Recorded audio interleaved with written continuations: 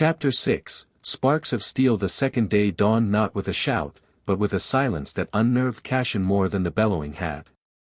The instructors didn't burst through doors this time. Instead, a low, rhythmic hum began pulsing through the dormitory halls, vibrating the walls with a sound that resonated in the bones. Cashin jolted upright, already conditioned by the previous day's punishment. He dressed in record time, his body aching in places he hadn't known could ache. His feet were sore, shoulders stiff, and his core throbbed from the last round of shockwave deflection drills in the Echo Vault. Yet, he welcomed the pain.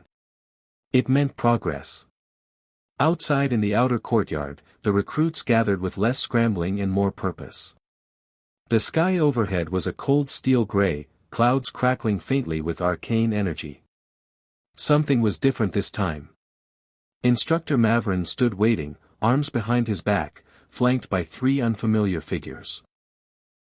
Each of them older, bearing cloaks edged in silver and crimson, with the twin glyphs of initiate and adept marked clearly on their shoulders. Today, Mavrin began, his voice crisp, you will be paired with an adept. This is not for your benefit, but for theirs. They are to assess your potential, test your reactions, and determine if any of you possess the sparks worth forging. A ripple of tension passed through the recruits. Cashin's breath caught. He scanned the adepts. One of them, a woman with a narrow face and dark hair braided with silver wire, looked directly at him before turning away. Assignments were called. Cashin was paired with adept Ren Dasker, a lean man with sharp features and twin scimitars on his back. Follow, Ren said simply. They moved to a side courtyard where targets spun in randomized patterns, and obstacles surged from the ground without warning. It was a real combat simulation. One powered by elemental magics and warforged constructs. Ren didn't explain the rules. Survive 5 minutes. Begin. The first spinning target whirled toward Cashin at neck height. He ducked, rolled, and countered with a deflection glyph, knocking it into another, which shattered in sparks. But before he could breathe, the ground beneath him shifted, forcing him into a slide that nearly ended in a spike trap. Ren offered no help. Only silence. By the time 5 minutes were over, Cashin was bruised, his knuckles bleeding, and his mind racing. Sloppy footing, Ren said. But you adapt quickly. Noted. They returned to the central courtyard where the other recruits were staggering back, some clearly humiliated. Instructor Mavrin addressed them once more. This is not the hardest day you'll face. But it will be the easiest you remember. Return to your quarters, clean up, and reflect. Reflection without understanding is vanity. Tomorrow, we test the mind. Cashin didn't know what that meant yet. But something told him this was only the start of being broken and reforged. That night, after scrubbing himself clean and gingerly dressing his bruises, Cashin sat on the edge of his cot and let the silence settle in. Thoughts churned, of the trap-laden gauntlet, of Ren's cold observation, and of Mavrin's cryptic words. He exhaled slowly and closed his eyes. Show me, he whispered without knowing why. The world behind his eyelids flickered. A faint ping sounded in his ears, and when he opened his eyes, it was there, hovering in the corner of his vision like an overlay of light. HUD Online, a translucent panel expanded before him, clean and elegant, outlined in shimmering blue. Name, Cashin Arkwright Level, for Class, Initiate, Arcstrider Track, Health, 132/180 Mana, 68/100 Stamina, 84/120 Attributes, Strength, 11 Agility, 14 Endurance, 12 Intelligence, 13 Willpower, 10 Arcana. 15 Skills gaining XP, Shockwave Deflection, Level 3, 45%. Glyph Casting, Level 2, 10%. Reflex Evasion, Level 4, 70%. Situational Awareness, Level 3, 20%. Below that, a tab labeled, Specializations Locked, shimmered faintly with a lock glyph over it. Cashin stared, breath caught. This was what they didn't tell the other recruits. This was what made him different. His fingers moved without conscious command, swiping the air to navigate. A soft chime accompanied each motion. He was leveling. Actively. He clenched his fists, suddenly aware of the path laid before him, and the secrets hidden behind the academy's elegant walls. This wasn't just training. This was preparation for something much bigger. Chapter 7, Trial and Insight. The next morning, the air was brisk with mist curling along the stone walkways of the academy. Cassian stood outside the mess hall, a hollow ache in his limbs from the previous day's trial. His HUD blinked quietly in the corner of his vision, a translucent overlay that no one else seemed to notice. It had become second nature already, his current stats displayed in neat columns: name, Cassian Arkwright level, for class, initiate, Arcstrider track, health.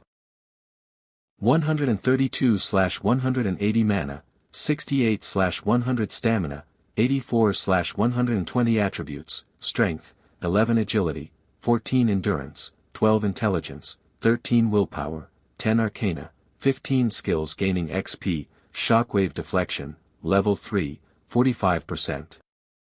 Glyph casting, level 2, 10%. Reflex evasion, level 4, 70%. Situational awareness, level 3, 20%. He stared at it a moment longer, thinking how surreal it all was: stats, levels, attributes. As if he were inside a game.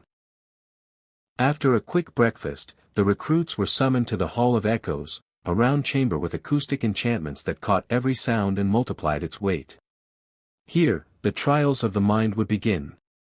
Instructor Mavrin waited beside a pool of silver mist swirling in a suspended basin. "This is the pool of recall," he announced. "It will not test your strength, but your fears, your flaws, and your identity.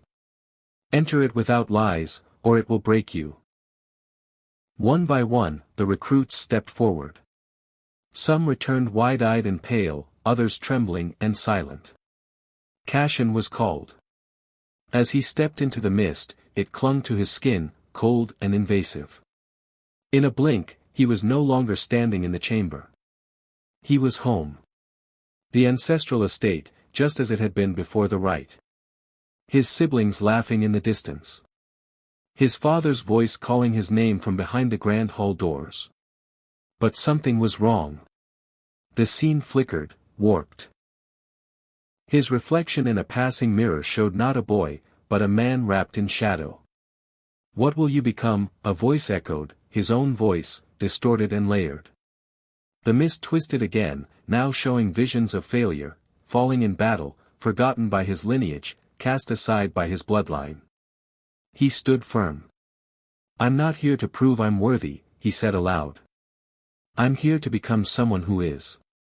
With that, the vision shattered like glass. He stumbled out of the mist, gasping, the HUD flickering wildly before stabilizing. New lines of text had appeared: mind fortitude, +1 insight skill tree unlocked new trait, introspective. Mavrin raised an eyebrow but said nothing. Cassian rejoined the others, quieter now, but more certain than before. The first gate had been physical. The second, psychological. And both had only scratched the surface of what lay ahead. Chapter 8, Arcstrider Trials.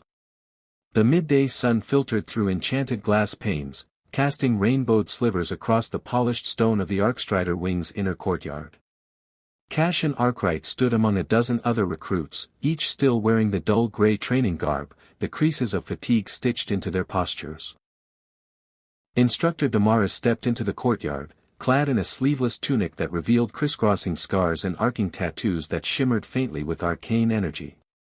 "You've been through your first trials," she said, her voice clear and sharp as steel drawn. "But today begins your path as Arcstriders. You've shown promise, but promise alone means nothing in war. You will now begin the specialized trials: attunement, synchronization, and threshold breach.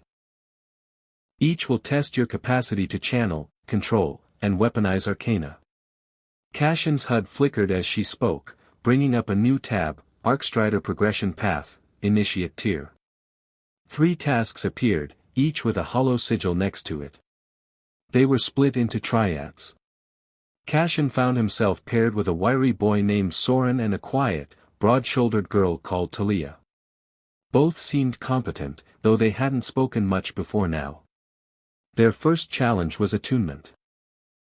Led to a stone platform carved with runes, each recruit was instructed to focus their internal arcana into resonance with the glyph beneath their feet. The glyphs pulsed with life, each reacting differently. Cashin's flickered at first, unstable, until he steadied his breath and narrowed his focus. The glyph brightened.